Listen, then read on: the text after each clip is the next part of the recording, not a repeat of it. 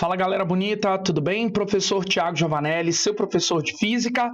Quero resolver junto com você agora uma questão aí do tema calorimetria, em especial aqui sobre propagação de calor, método de propagação de calor por condução.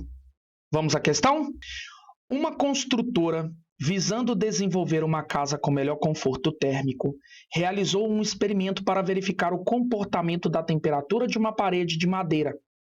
A parede possuía 0,12 metros de espessura e uma área de 10.000 centímetros quadrados.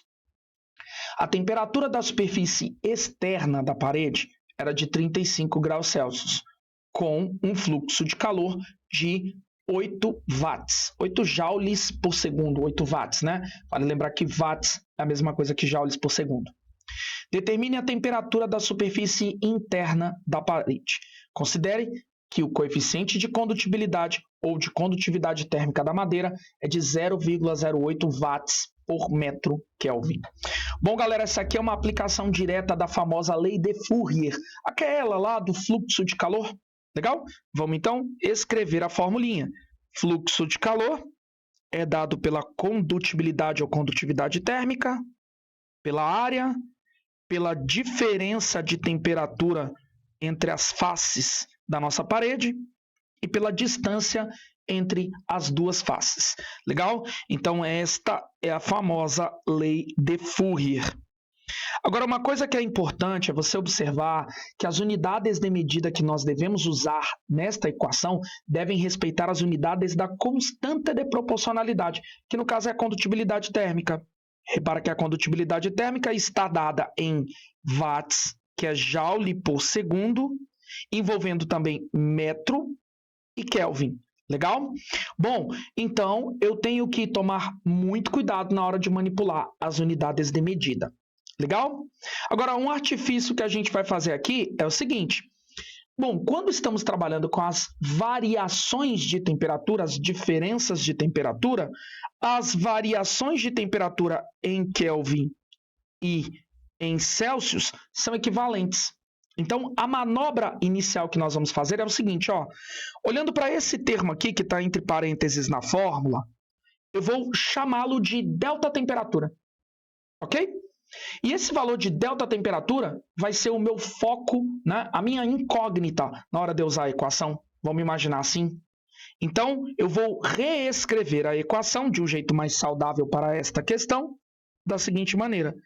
O fluxo de calor é a condutibilidade, a área, a diferença de temperatura, que eu vou chamar agora de ΔT, dividido pela distância entre as duas faces, a de temperatura maior e a de temperatura menor. Bom, agora eu vou focar o meu objeto, o meu objetivo, em determinar esse ΔTzão, variação de temperatura. Então, vamos lá? Olha, o fluxo de calor ele citou, que é esse 8 watts, 8 joules por segundo, 8 watts. A condutibilidade é esse 0,08 que ele mencionou. Bom, a área está em 10.000 centímetros quadrados, só que eu não posso deixar isso em centímetro quadrado, porque nota que a nossa constante de proporcionalidade manda eu usar a informação em metros. Bom, e aí eu preciso que você lembre que 10.000 centímetros quadrados, na verdade é a mesma coisa que 1 vezes 10 elevado a quarta centímetros quadrados. E, 1 vezes 10 elevado a quarta centímetros quadrados é justamente 1 metro quadrado. Ou seja, a nossa área em metro quadrado vale 1. A variação de temperatura é o nosso objeto de análise, a nossa incógnita, e a distância entre as duas extremidades da parede é 0,12 metros. Já está em metros, então está tudo em paz, né? Agora, o que a gente vai fazer? Vou fazer uma jogada matemática aqui, hein? Quando o número de cima tem 2 casas decimais e o número de baixo também tem 2 casas decimais, é só fingir que a gente não tem casas decimais para trabalhar. 2 casas decimais no numerador, parte de cima da fração, e 2 casas decimais no denominador, parte de baixo da fração, a gente simplifica. Legal? E agora a gente aplica a famosa propriedade fundamental das proporções, né? Ficaremos com 8 vezes 1 vezes delta temperatura igual a 8 vezes 12. Olha que bacana. Agora a gente nota que esse 8 e esse 8 simplifica. Ficamos, então, com a variação de temperatura vezes 1, que é a própria variação de temperatura, igual a 12 kelvins. Então, a variação de temperatura é a mesma para Kelvin e para Celsius, ok? Então, eu acabo concluindo,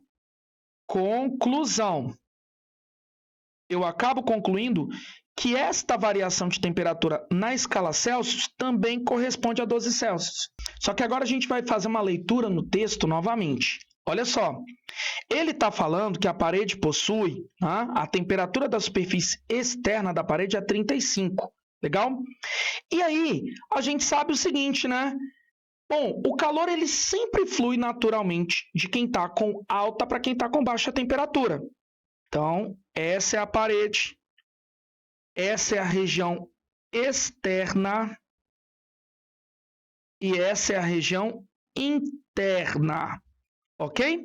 Bom, a região externa, ele cita para nós que está na temperatura de 35 graus Celsius. Ok? Bom, e aí a gente vai verificar que 35 graus Celsius está do lado de fora. Então, pelas alternativas, eu consigo entender que a parede interna vai estar numa temperatura menor. Ou seja, o fluxo de calor vai se dar da parede externa rumo à parede interna. Então, ela tem que estar em uma temperatura diferente. Qual que tem que ser a temperatura dela? Uma diferença de 12 graus, certo? Então, nós vamos pegar o 35, que é o nosso ΔT, e descontar 12 graus, que foi a variação de temperatura que a gente descobriu. 5 menos 2 vai dar 3, 3 menos 1 vai dar 2. Então, com certeza, essa parede vai estar em 23 graus Celsius, para que a variação de temperatura seja dada desta forma, né? Seja os 12 graus Celsius. Legal? Então, por isso que a melhor alternativa para a gente marcar é a letra C. Olha que questão bacana, tá?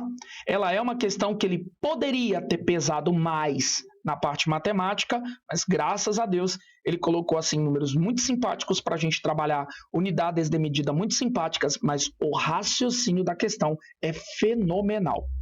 Galera, espero que você tenha curtido esse nosso momento de resolução. Claro, continua sempre os seus estudos.